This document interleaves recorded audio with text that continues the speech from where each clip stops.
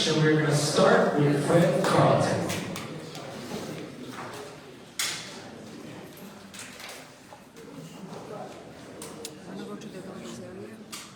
Good evening, everyone. Doggy Harry. Am I in the camera? Am I in the camera? Yeah. Good evening, everyone. My name is Fred Carlton. I'm a lifelong resident of Miami Beach. I've lived on Miami Beach for 60 years. You know, I guess the biggest question that I get asked all the time is, what are you doing this for? You're a successful businessman. Why? Why subject yourself to the barbarism of a certain way of politics? I'm not a politician. I'm just a guy that grew up here. I went to North Beach Elementary School. I went through middle school all the way to graduate from Miami Beach High School. I rode my bike over every inch of this city. I played at Flamingo Park. I played Little League. I played Pony League. I played Optimist football. I played high school football. I played at Polo Park. I coached at Polo Park. I was an employee of the city of Miami Beach at the Youth Center and Flamingo Park. So when people ask me why, I say, because this is a city that gave me the greatest experience that a child could ever have through my adulthood. And now it's time to give back. Yes, it's true that I'm a successful businessman. I know that they like to, my opponent likes to paint me as a developer. She said it many, many times. She puts it out in mailers. I'm not a developer. No one will be able to find in any public record anywhere, okay, that I'm a developer. I'm an income property buyer. I buy existing buildings. That's my crime. So, what do I see for this city?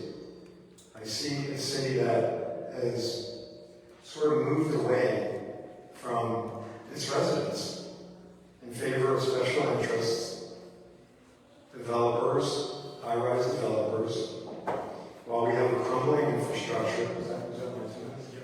While we have a crumbling infrastructure. I'm a residents candidate, and for me it's simple. Is it good for the residents, or is it bad? If it's good, I'm going to vote for it. If it's bad, I'm not. I'm not going to be in special interest pockets. Commissioner Dominguez. Thank you to the Palmview Neighborhood Association and the Washington Avenue Bid in putting this forum together. I'm Commissioner Laura Dominguez, and I'm running for re-election in Group 2. There's still a lot of work to be done. I have been a commissioner for the last 3 years, and some of the things that I have been working on that are very important for our city. Number 1 is public safety. I chair the Public Safety and Neighborhood Quality of Life Committee. I work very closely with the Miami Beach Police Department, and the investments that we have made at MBPD have been tremendous, particularly with technology. If you haven't been to the Real-Time Crime Center, it is impressive. We are now able to deploy drones, we have cameras, we're able to watch things in real time to help act fast. Number 2, another thing I'm working on is our infrastructure projects. For me, it's a big passion. We're a barrier island, and we need to make sure that we're resilient, so that we're here for another 100 years. And some of the things that we're working on are our stormwater and sewer drains. We have pipes across our city that are 50 and 60 years old. We need to get them replaced, and they need to happen as quickly as possible. So making sure that the projects are scheduled, funded, and executed is something that's really important to me. And number 3, quality of life. We live in a walkable, livable, beautiful city, and making sure that we have the balance of our tourist town, because we have over 22,000 hotel rooms, along with our residents, so that we can keep Miami Beach being the special place that it is. Thank you.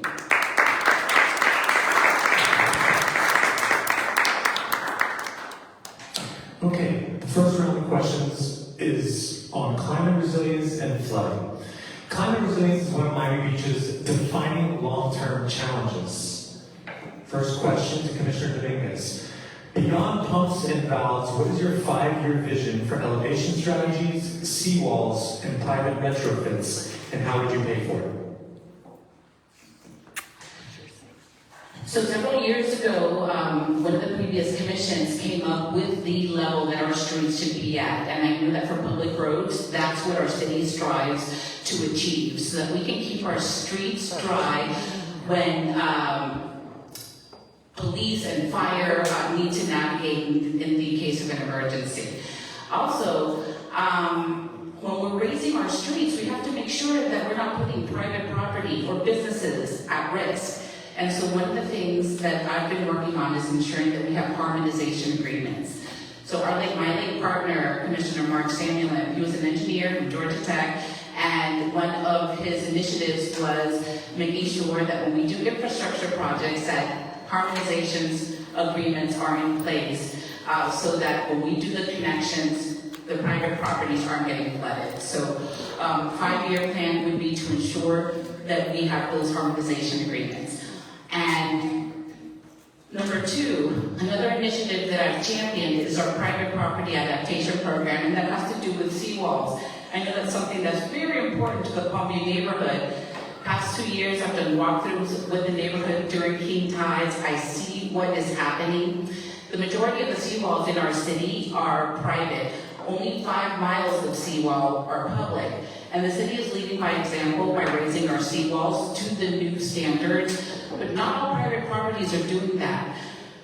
With the initiative I'm championing, which is the Private Property Adaptation Program, residents can apply for matching grants. And we have over 5 different resiliency items, and it's residents and businesses can apply for these grants.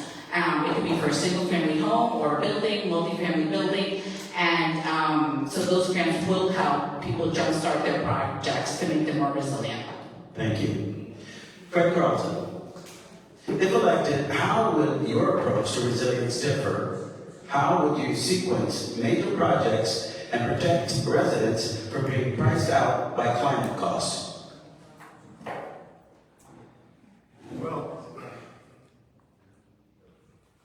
Well, I think the first part of this starts with infrastructure. We have a crumbling infrastructure. We have pipes in the ground that are 60, 70 years old. We don't know whether they're leaking. We really don't know, what the entire situation is. And so that's the first attack. First attack has to do with fixing our infrastructure. The problem with that is that we go and we negotiate with contractors, we poorly, and then we write poor contracts. We overpay, and then on top of it, it takes 3 times the amount of time to get it fixed. The other problem is that there's a lot of, we have $1 billion worth of capital improvement projects that are on the table. They sit there for years and years and years, and so a project that costs $5 million one day is now costing us $25 million another day. So the first thing that I would do is work with staff and to actually teach them, because this is something that I know a lot about. There's a lot of people that sit here and they talk about their plans and what they might do and what they do, but they don't know how to do it. I do know how to do it, because I've been doing it for 33 years. So I would sit with staff and I would come up with a plan that actually holds contractors accountable, talks about timeframes, talks about the amount of men that have to be on any given project at any given time, talks about the hours of operations, talks about penalties. There's a whole variety of things that I would implement to make sure that the citizens of Miami Beach are protected. In terms of resiliency, there's some interesting things out there. For example, I didn't know this, but you could put mangroves that are not mosquito mangroves along the bay, and that certainly would help with some of our flooding. So those are just a couple of things that I'm talking about. Thank you. Moving on, traffic and mobility. As we discussed in the previous debate, traffic congestion is one of the most visible frustrations for both residents and visitors. This question is to Mr. Carlton. You campaigned on using AI to sync traffic lights, but most most candidates are campaigning on the same thing. How exactly would AI be integrated into our traffic systems? And do you worry that if AI achieves singularity, this could pose a significant risk for our residents?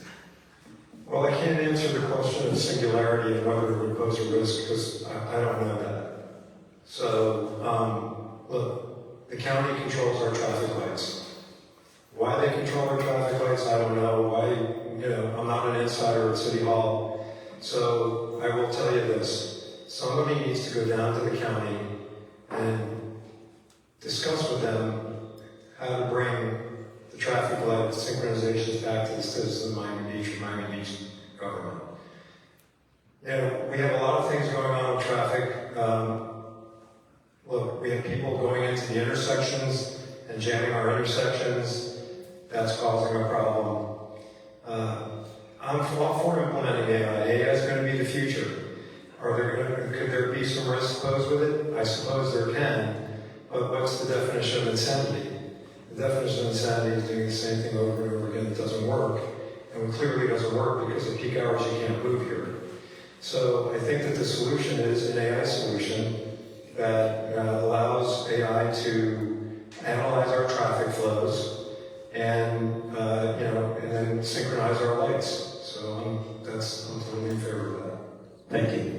Lord Dominguez, you've supported mobility studies and pilot programs during your term. What's the most realistic short-term strategy to ease congestion, and how would you fund it? So traffic mobility, that is a complicated subject here in our city. I'll tell you a few different things.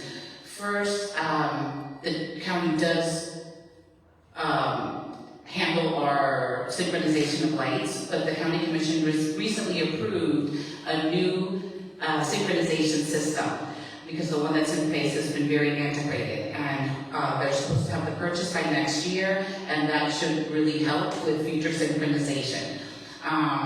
The city did a master micromobility plan about 10 years ago, and we prioritized pedestrian and bicycle, micromobility, scooters, and then cars. During that time, we built about 31 miles of bike lanes. There's 40 more that's coming. We completed the beach walk, and people are using that to get from point A to point B. But we still have a lot of cars on the road, and we have a convention center. One of the things that I'm working on is I've met multiple times with the HR department over at the Fontainebleau, and they used to have a program years ago where they would shuttle in their employees from different points in the county.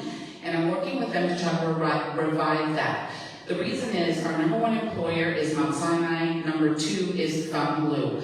If I can get them to do that, we can take hundreds of cars on the road during rush hour and help implement that with other hotels. It wouldn't be something we would fund. The hotels would do that as part of their cost of doing business. Thank you. Moving on to public safety and crime. This question is to Fred Carlton. You said the city needs a new approach to public safety. What is the single biggest gap you see in the city's current strategy, and what's one concrete initiative you've launched in your first year to fix it? Well, look, we have quite a bit of crime in our neighborhoods, stealing cars, break-in, and so on. So I think we have to beef up our patrols. The other thing is down in our neighborhoods down here, for example, I think that we have to add more bicycle patrols, more ATV patrols. We keep talking about the fact that we're at 100% full staffing. I'm not sure I know what that means. As a resident here who's lived here for as long as I've lived here, I'm not really concerned with, do I have 300 officers, 400 officers? What I care about is, do I have enough officers? And so, I think that has to be analyzed. And if we don't have enough officers, then I think that we're going to have to hire more. Because the foundation of everything that we do and who we are is safety. And if you don't feel safe, then you just don't have a community. So whether 470 officers at full staffing is enough, I don't know, but it's certainly something that I would be looking into. And if If we have to increase it, we have to increase it, but we have to feel safe. Thank you. Lord Dominguez, Miami Beach, this is a regurgitated question. Miami Beach spends roughly $1,900 per resident on police, more than triple cities like New York, Las Vegas, and even the city of Miami. How do you justify this level of spending, and what results should residents expect for their investment? So first time I'm hearing this data from other cities today. The police and fire do make up a significant portion of our budget, and I know that the police are fully staffed right now for the first time in decades. We really need to look and make sure that each position is being used as best as possible. Some of the money that we have been investing in with the police department has been towards technologies. We have cameras all throughout the beach walk and different portions of our city. I mentioned earlier the real-time crime center. All of those things are important. Having been chair of public safety for the past 2 years, sometimes when we would bring up a neighborhood that was in need of extra patrols, the answer would be we don't have the manpower, or it would cost overtime hours. So being fully staffed now helps, because that won't be the answer. We do have the necessary officers to deploy to different areas. Thank you. Mr. Carlton, you've spoken about making Miami Beach more business friendly. What specific regulatory and permitting change would have the biggest impact on attracting new businesses? Well, first of all, I really wanted that last question, okay? Because we are getting hosed by the unions. And there's a lot of great solutions to it. You can use your time to respond to that question too. Okay. So the unions make up 70% of our tax dollars here. The first thing that you need to do is to freeze that. The second thing is you need to have more employee contributions in order to alleviate some of that. And, you know, I've been watching the unions for years here. And, you know, my attitude is simple. If you don't like the pay that you get here, go work somewhere else. Okay. You know, we can't continue to just hose the taxpayers and hose them, you know, and over and over. It just doesn't work. We need to keep our dollars to serve the residents. I'm not anti-union, but when the unions are taking advantage of the citizens of Miami Beach, then it becomes a problem for me. So there are some. The other thing that we need to do is we need to really hone in on our investment assumptions, because the assumptions a lot of times are wrong, and we're going to come to a point where if the unions continue to do what they're doing, we're going to be a bankrupt city, and we're not going to be able to pay them anyway. So somebody's got to get in there and talk some sense into them and really make them understand that this is heading in the wrong direction. Thank you. Lord Dominguez, critics say that the city's permitting process is unpredictable. What one concrete reform do you support to make it faster and more transparent? So over the last 2 years, there's been a lot of changes in the building department. I have had many meetings with business owners, all the way from restaurants, hoteliers, development groups, to find out what was going on with permitting and what was the snag. I did the same with residents, and the city hired a new building director and created an ad hoc committee to give suggestions, and we had a consultant. I met with a consultant multiple times. I probably gave more recommendations from businesses, residents to the consultant than any other commissioner. Between the ad hoc committee, the resident and business suggestions, we've made about 40 different enhancements to the building and permitting process. And we did bring in a concierge, which is fantastic. So things are going to get better. It's not 100% perfect, but we're headed in the right direction, and we've really made strides. May I? 30 seconds. Look, this is something that she talks about, something I know about. the building department is absurdly broken. So, and I was on that ad hoc committee. So, look, the way that this needs to go is for major permits, you bring in a set of plans, they do a review, they send it back to the architect. If they want a second bite at the apple, you do an in-person review and you draw it on the plans and you get through the process. You don't go back and forth to go back and forth. You don't switch up reviewers, you have one reviewer. Okay, if you want to get a roofing permit, you show us your plan, you show us your contractor's license and insurance, you get a special inspector license and insurance. Here's your stamp, go do your roof. It's really simple. So all these machinations and hallucinations, there are people who are going to come down to the building department to go do their bathroom and to do their lights, and all these kinds of things are just that. So if you'd like to speak more about it, I'm an expert on this, and I know Vince 𝗃𝗏 very, very well. Like I said, I was on that committee, so no question, I know how to fix this.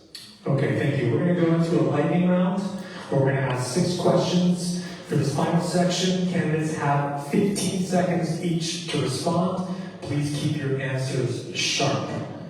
Number 1, what's one city service you think residents should see improve dramatically in the next 2 years? We'll start with Mr. Carlin. Street and sidewalk cleanings. Commissioner Dominguez. Continuation of the building department permitting improvements. Okay, what's one regulation or process you'd eliminate on day 1 to make the city more efficient? Commissioner Dominguez. Well, if we're still on the subject of permitting, I had somebody complain recently that they had to go to the urban forestry department when they had no trees in their bathroom. So eliminate some of the unnecessary checkboxes when doing permits. Mr. Carlin. Same answer, streamline the government, get rid of unnecessary departments. What is the one most undervalued asset Miami Beach isn't using to its full potential, Mr. Carlin? To its full potential? Honestly, I don't know, I'm not sure. Commissioner Dominguez? We have so many arts and culture institutions, and some of them aren't used to their full potential. So making sure that we let people know about the past, this beautiful museum, the Smithsonian, and so many other cultural gems that we have in our city. Thank you. For both of you, what's one thing you'd bring back or revive from Miami Beach's past? Commissioner Dominguez first. I had the first one last time. Okay, you got the first one again. Bring from the past. The lightning round isn't easy. No, it isn't. If it's a wish list, is have every store open on Lincoln Road, every store open on Washington Avenue. I remember the 90s and the 2000s where Washington Avenue was a gem. It was restaurant after restaurant and bar and nightlife and beautiful places to be. So bringing back Washington Avenue. Mr. Carlin. I also bring back the persona, of what Miami Beach was when I grew up here. It was just a magical, magical place, and I think that we need to create more architectural type environments that are more geared towards what Miami Beach was in its heyday. I thank you both. We're having closing statements. Thank you both for being here today. So for 90 seconds, please make your closing statements. Fred Carlton first.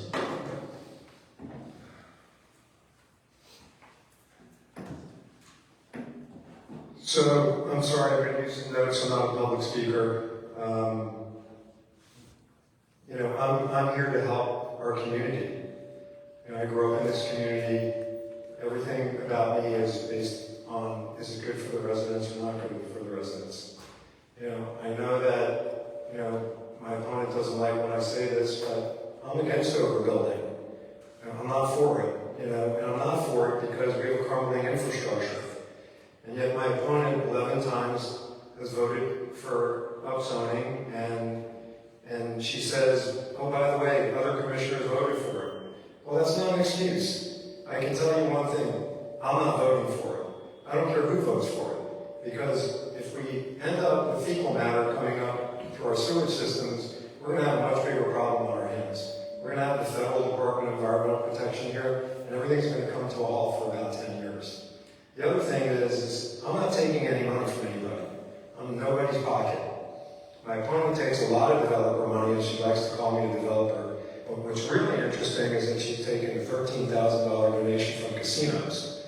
And that's very, very troubling to me because under any circumstances, I don't want a casino here. And then votes for the 𝗃𝗏𝗂, who has a floor plate for casinos and is owned by casino owners as well. So I'm not for any of that. I'm for communities, I'm for people, I'm for residents, I'm for quality of life, I'm for safety. And if those are things, I'm for children. I have 4 of my own. They all grew up here. They were all born here. I'm for creating programs for children, investing in our schools. And if those are the things that are appealing to you, then I ask for your vote 141. And if they're not appealing to you and you don't care about high-rise buildings and overbuilding, increased floor plans and all those kinds of things, and crumbling infrastructure, then I think my opponents are your better bet. But thank you for listening to me tonight. Thank you, Mr. Brown. Commissioner Rodriguez? Thank you again to the Washington Avenue bid and Palmview and all of the residents who are here to learn more about the candidates and what we stand for. I'm Commissioner Laura Dominguez. I have been your commissioner for the last 3 years. I love serving you. I've been responsive, I show up, and anytime somebody calls me and asks for a meeting, I take it, I'm available, I'm open-minded, I listen to both sides. I've taken the grassroots approach in campaigns, and I did the same thing as commissioner. When I launched my campaign in February, I've knocked on thousands of doors, and I qualified to get on the ballot by petition, by listening to residents, what was important to them, and what they had to say. I love Miami Beach. I want to continue serving you. Vote for me, Laura Dominguez. You can learn more about me on my website, lauradominguez.vote, and on ballot number 140.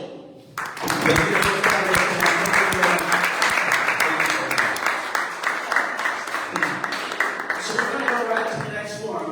So if we can change now, it would be great. Oh, good. There are a couple of people that may not be here yet, but we're going to move forward without them.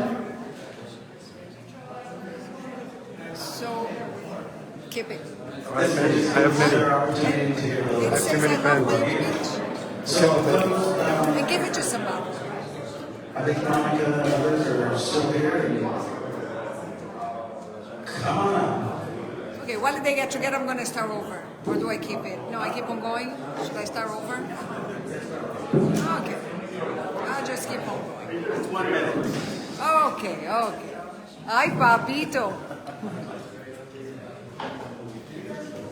So then we do some entertainment, and here we got a little doggy. Oh, a medical doggy, yes.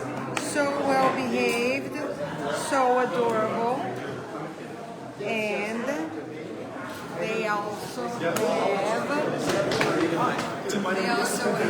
all this buffet here for us, which was very nice. Now there's nothing here, but we had all this, which was very nice. Okay, I should get some water. I'm just doing some entertainment for you guys while we're waiting for the other group to sit. We had a full room, now it's half room, which is very interesting. Okay, we'll just leave it here. Just put the camera here and that.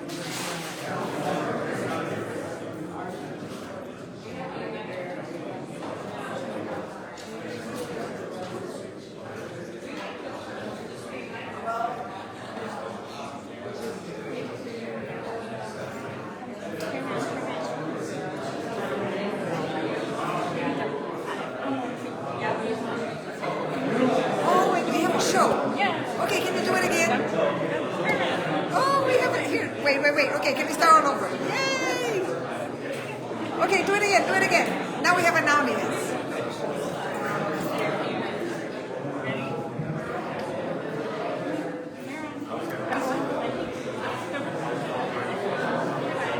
Good job. Oh, high five.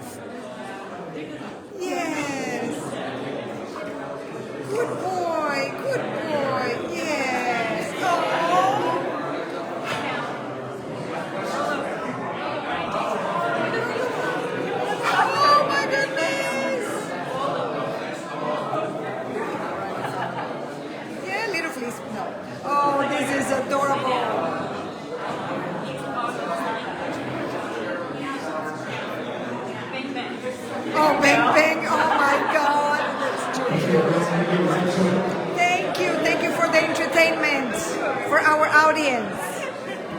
We get about 800 viewers, maybe 1,000. Yeah. This is 𝗙𝗰𝗲𝗃𝗲𝗃𝗲. He's very famous on TikTok. He catches the iguanas in South Beach. Oh, really? Yeah. So it's a famous dog. On top of it, it catches iguanas. Yay! He also owns a nightclub in Fort Lauderdale, 𝗙𝗃cie. Oh my goodness! See, we have fancy people here. Yeah.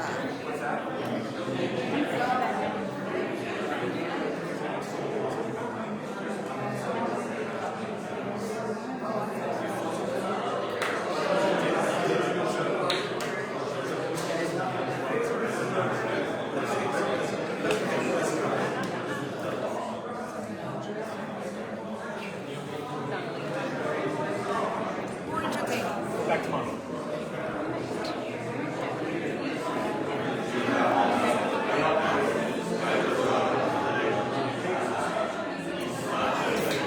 Oh, there you go. Now my screen is working.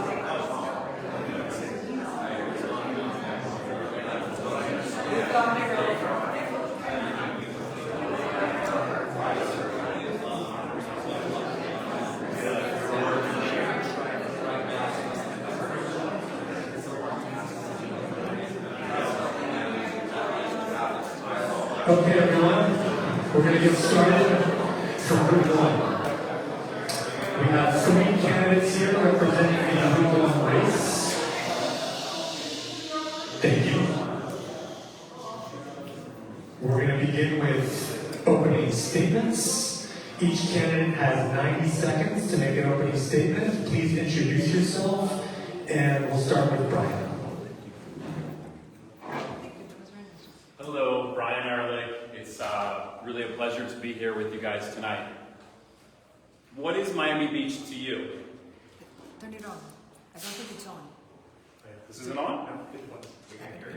Yeah, we hear you. I'm loud, but Oh, no, even no. louder now. What is Miami Beach to you? To me, it's magic. I remember as a kid coming across that causeway, being captivated by the city. And this is indeed the city that has embraced me as a young man.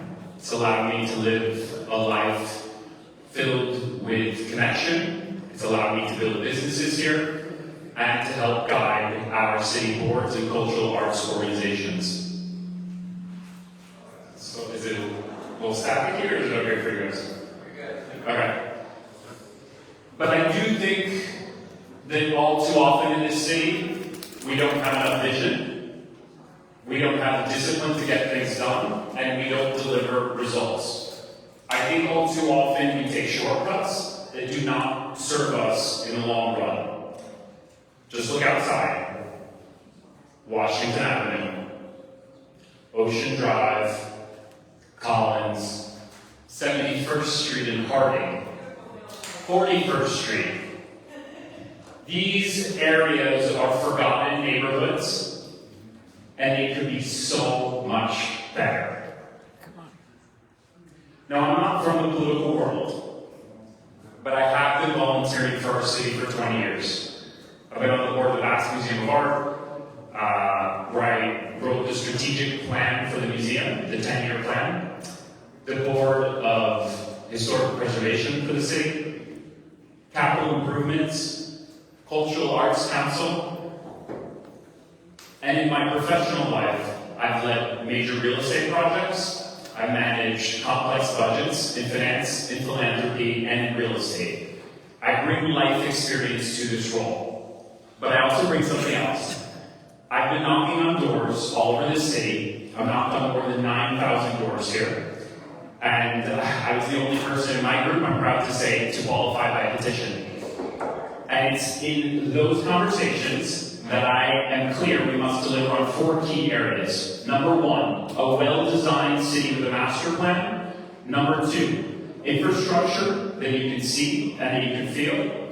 Number 3, we have to have accountability at City Hall, just like we would in our own jobs. And number 4, every project that we build here has to strengthen our community. I am Brian Ehrlich, and I would be honored to have your support. Thank you. Next up, we have Monica Mateo-Salinas.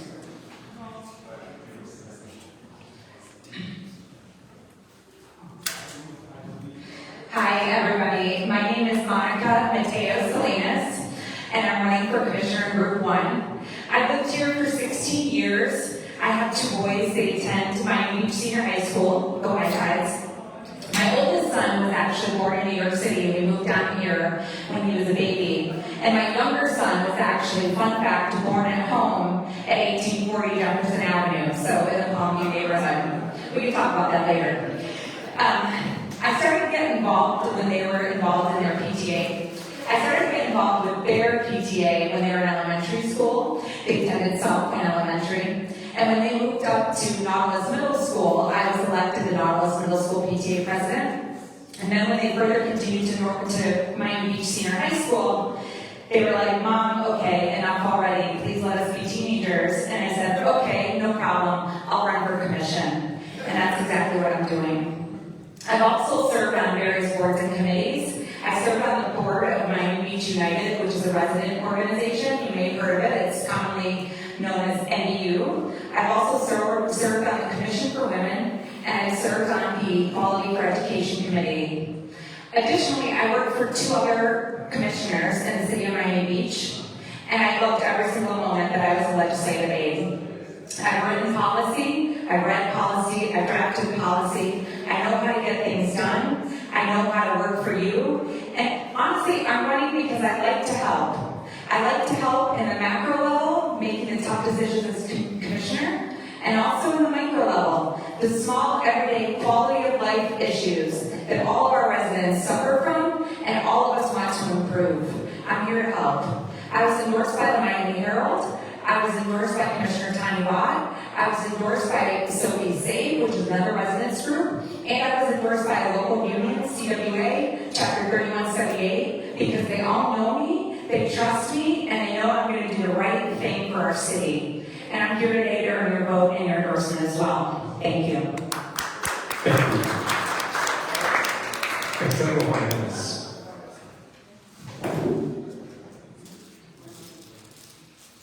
Good evening, everyone. My name is 𝗃𝗂𝗃𝗃𝗃. I'm your community candidate in Group 1. I've been living in Miami Beach just over 20 years. Myself and my family operate a business here on Washington Avenue, just north of Lincoln Road on the east side of the street, right beside where the 𝗃𝗵𝗃𝗃𝗃 called 𝗹𝗃𝗂𝗃𝗃. In 2022, we were awarded by the City Commission the Hispanic Heritage Business of the Year Award. And earlier this year, we were also recognized by the City Commission as one of Miami Beach's small legacy businesses. In 2019, after a few years of moving to North Beach and getting acquainted with my neighborhood, I launched my own neighborhood association, the Parkview Island Neighborhood Association, which often gets confused with Palmview, by the way. So can you throw everyone, please? Through the Parkview Island Sustainable Association, we have already brought over $8 million in infrastructure projects for sewer and stormwater upgrades in our city. That's current projects, those are not promises that I'm making. And as you've heard tonight, a lot of the candidates, not only in my group, but every single group has been talking about infrastructure, sewer, and stormwater. And that's been my platform since day one. Since I literally began looking around my neighborhood, I have foreseen this issue because we're building, and we're not thinking about the important stuff that's beneath us. I read a study one time that said that coastal managers often prioritize tangible items such as parks and beautifying our neighborhoods rather than non-tangible items that you can't see, feel, or touch. And that's why our storm pipes and stormwater system is. Why is one like I don't know if they're all doing it. You can just project. There's not that many people here anymore. You can just project our voices out. I think I can speak pretty Yeah. I was also part of the neighborhood, the North Beach CRA, Community Redevelopment Agency. I was put on that committee by the City Commission because they chose me to do what's best for my community. Over the last number of years, I'm the only candidate that has already been working on consensus with many of our city commissioners, including 4 that I worked campaigns for over the last number of cycles. So that's why I decided to do this year, because it's my time. I want to serve my community. I know what the businesses here in South Beach, North Beach, Mid Beach are going through, because I'm a small business owner. We're all going through the same together.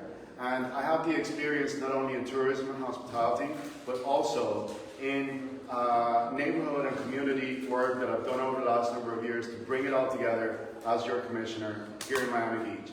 I haven't been endorsed by big institutions like some of the other candidates, but I have been endorsed by a lot of small businesses, a lot of people that know me in this community because I am your community candidate. And most importantly, because we're all about water and infrastructure this year, I was endorsed by South Florida's biggest environmental advocacy organization, the first time that Vote Water has ever endorsed a candidate in a Miami Beach race, because they usually fight big fights up at Tallahassee. I want to be your community candidate, and I will keep fighting for us, our community, and the residents, because I'm not funded by PACs, I'm not funded by special interests or lobbies. Thank you.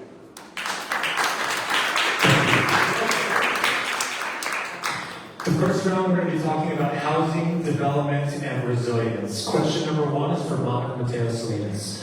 You've mentioned the city should use state and federal funds to buy foreclosed properties and use them as low-income and workforce housing. How would this work, and why should the city get into the landlord business, which is a notoriously tough business? Okay, I'm going to try the microphone. It is a notoriously tough business.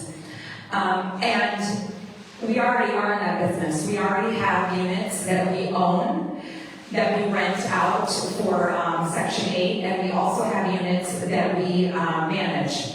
So, we might want to expand that, and we might not, frankly. But I will say that if we want to tackle the affordable housing crisis, that's the best way to do it.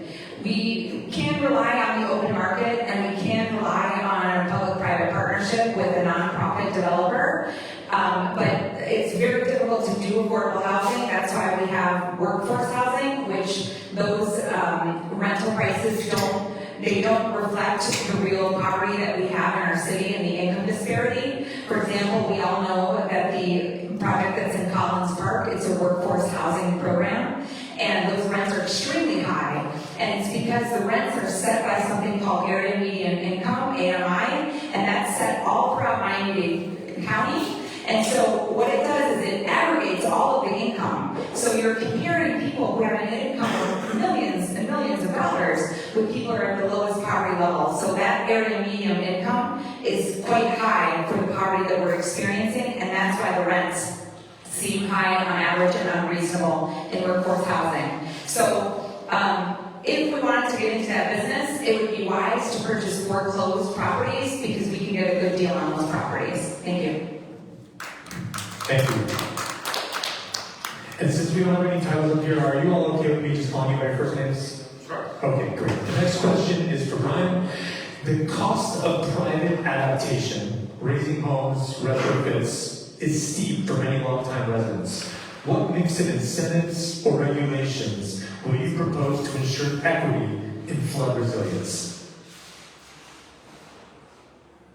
The question is that it's steep to pay for the resiliency features, and what kinds of incentives? What kind of balance between incentives that the city would be paying for versus private residents having to pay for their own flood mitigation, raising of their homes, etc., so that we're not wading through 3 feet of water to get home?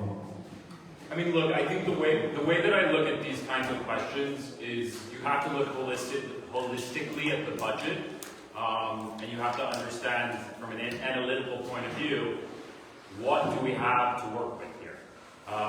Then you have to say, if you want to get the biggest bang for your buck, right? You want to get the best return on your investment. So if there are areas in the city where we can make smaller investments to actually help our stormwater systems, if there are other types of investments that we can make with green infrastructure. I think one of, there's a lot of stuff that you can actually do to prevent flooding in the bay with plants, right? So like, I think we've got to be thinking really big, really transformational, and then when it comes to helping people out, understanding like, if we give somebody a $10,000 grant, how can we get the biggest bang for our buck? Is that some sort of a, is that in their swale? Is that creating, some sort of a berm on their house? Are there other, things that are incremental that can get us a good return? I can't try to support something that's going to be a huge bloated budget. That's not the kind of person that I am. I want to be very, very financially conservative with our budget. Thank you. Affordable housing remains elusive in Miami Beach. What is one concrete change you will champion to increase affordability for working class residents? Absolutely, that's something that's really important to me as a working class family ourselves. I actually work in one of Miami Beach's only working class islands in Parkview on 73rd Street. I think it's really important for us to work on these items and look to the exterior, to what other cities and municipalities have already done that's working for them really, really well, because we've forgotten our way when it comes to affordable living and workforce housing. We've been building a lot of these glass-high rises for the wealthy that don't even live here, and we need to attract more young families and young professionals to come back and live here in Miami Beach. How do we do that? I propose we build in special pockets throughout the city, mixed-use residential and retail. Mixed-use residential and retail, just like other areas municipalities have done, and it's worked really great for them. It's attracted young professionals and companies to come back and open their headquarters perhaps, or their corporate offices here. You have retail on the bottom, you have office spaces on the mid-levels, and then upstairs you have the residential. And then you have people coming down from the offices, using the businesses. You have people coming down from the residential, using the local businesses. I think that that's the way that we can get started. But also I think that often we live in a bubble here in Miami Beach. We need to look to the exterior, to what's working in other areas, and bring that here. Thank you. Monica, you worked at City Hall. You've worked for some of the commissioners. Within your first 90 days, what is one item you will bring to the commission to demonstrate that you are different from all the incumbents? That's a great question. Let me stand up.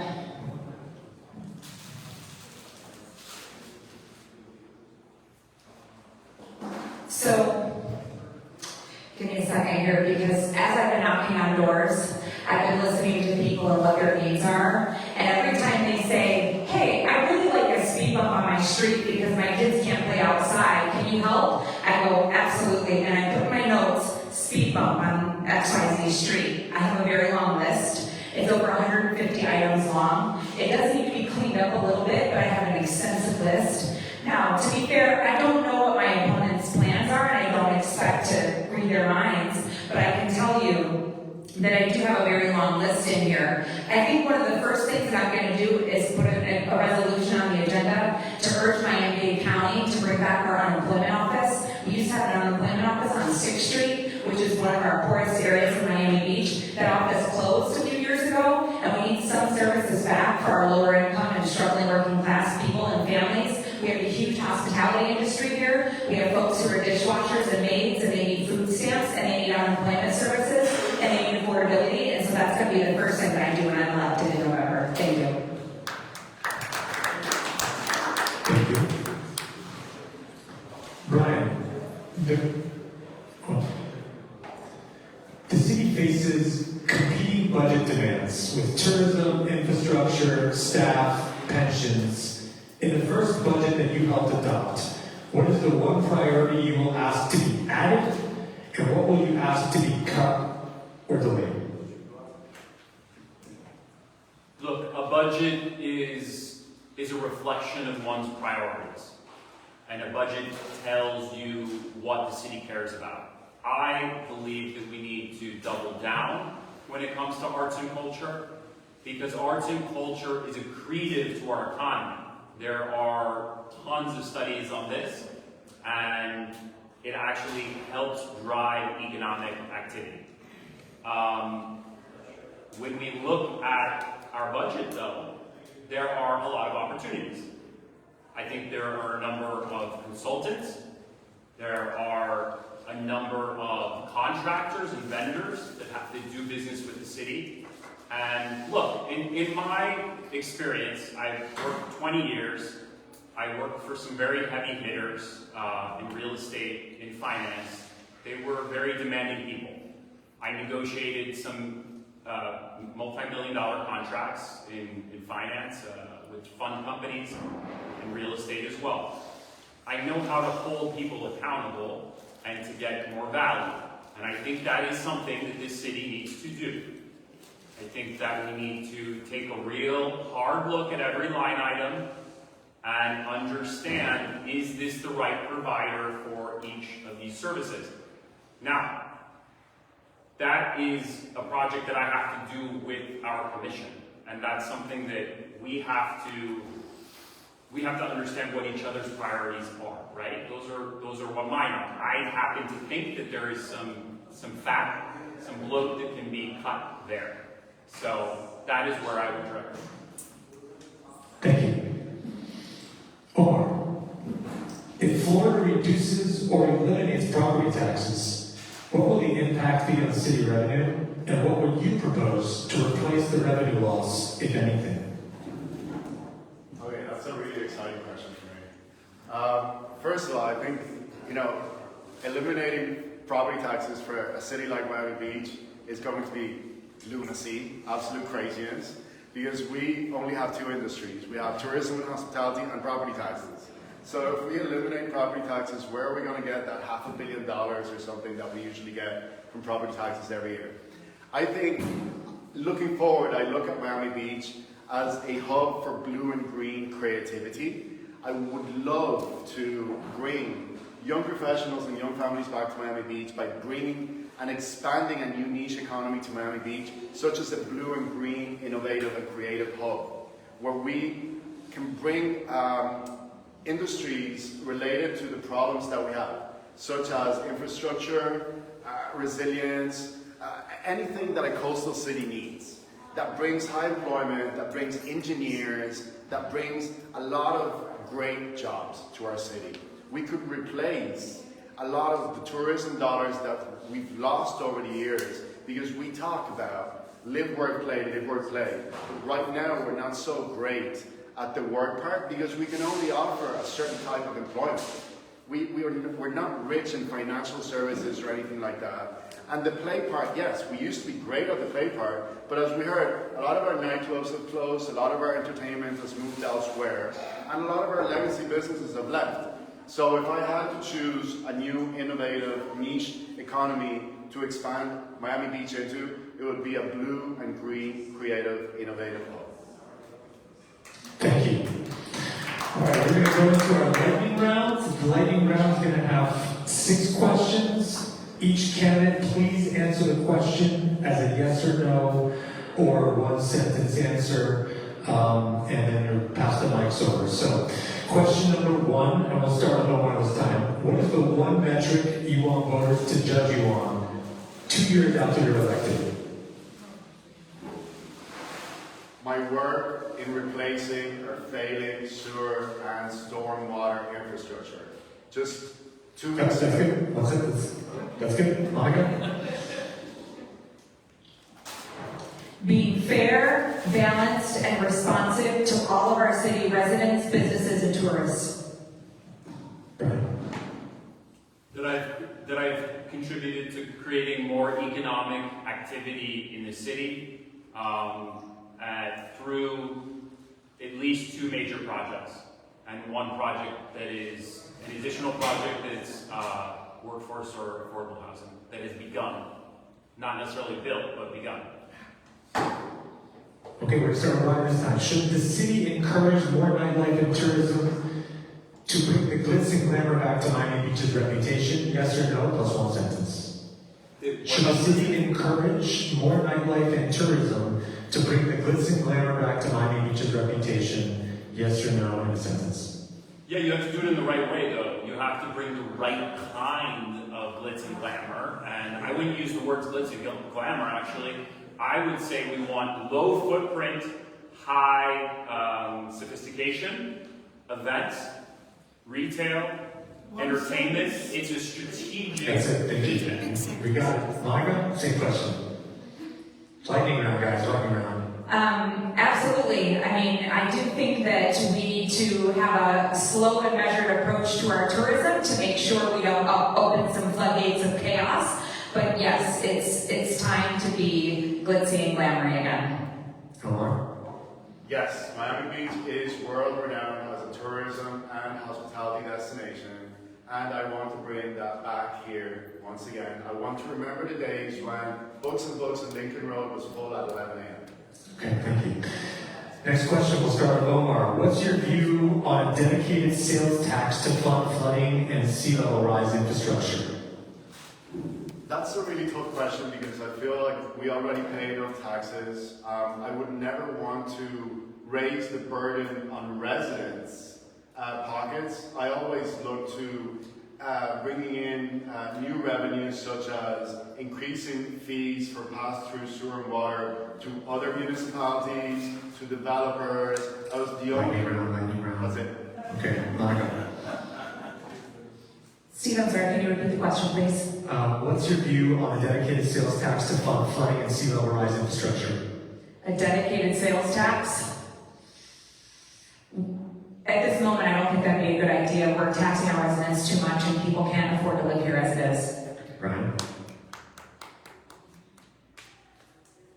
Pretty similar answers. I mean, the consumption tax disproportionately hits low-income, middle-income people. No. You want to go the route of developer impact fees, other large investors, et cetera, who are buying property and whatnot. They need to pay more, especially if they're going to build here. Okay, last question, lightning round. Do you support the Metro Uber connection from mainland Miami to Miami Beach? Yes or no? And why? Who should pay for it? Brian? I don't support it in its current formation. The challenge is it's going to lead to massive development along Alton Road because of county law, which essentially says that any TOD development that is near a transit line allows people to build even more. So it's going to create an enormous amount of sprawl in the current formation. I would not support it. Monica? Listen, the way they proposed it, I don't support it either. It is a missed opportunity if we don't make it a continuous loop and figure out a way to get people either up and down the Tuttle or back and forth on the Plaza. There's got to be a better way, and I think it's a really fractured and missed opportunity, and I don't think we should pay for the majority of it. Maybe we pay for half, I don't know, but it should not be shoved down our throat. Since day one, I've always said I hated the idea of just bringing it to the south of the city. I think if it comes to the city, it should be based more like in the middle of the city, along Mid-Beach somewhere. For example, Mount Sinai is our biggest employer. I think that somewhere along those lines would be a great place to start because people can then move south or north as they wish. And as far as funding it, I don't agree with us paying for it. Okay. We are 25 minutes over, so we have to thank the 𝗏𝗏sonium for allowing us to stay in this room an extra 30 minutes. We're going to go into closing statements, and since Monica's been in the middle the entire time, I'm going to let you go last. We're going to start with Omar. 90 seconds for a closing statement, then Brian will go next, and then Monica. Guys, this is probably the biggest risk I've taken my whole life because I want to serve our community. I'm not the establishment candidate. I'm not funded by special PACs, special interests or lobbies. I'm doing this as a labour of love, just like my family and I have been running a business here for 20 years as a legacy small business, as a labour of love to our community. When I first moved to North Beach, I identified something. I looked into the future and seen that there was going to be a need for what I'm doing today. So I founded the first sustainable neighbourhood association in North Beach, which became the first sustainable neighbourhood association in the history of this city. And today, I'm running to be the next city commissioner in Group 1 because I believe that I can make a true difference, not for special interests, not for lobbyists or developers, but for the residents and the community. I hope that you will place your trust in me because one thing I'll always do is listen to our needs and act on your behalf. Thank you.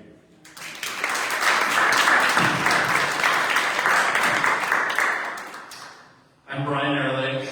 I'm a product of this community. I built businesses here. I've launched a tech startup, and I've helped guide our city boards. And it is truly the honor of my life to serve the city. I also happen to have walked the whole city in the last 8 months, and I've knocked on over 9,000 doors. And I think that tells you something about what kind of commissioner that I will be. Relentless, disciplined, and ready to deliver results for you. I'm Brian Ehrlich, and I would be honored to have your support. Thank you.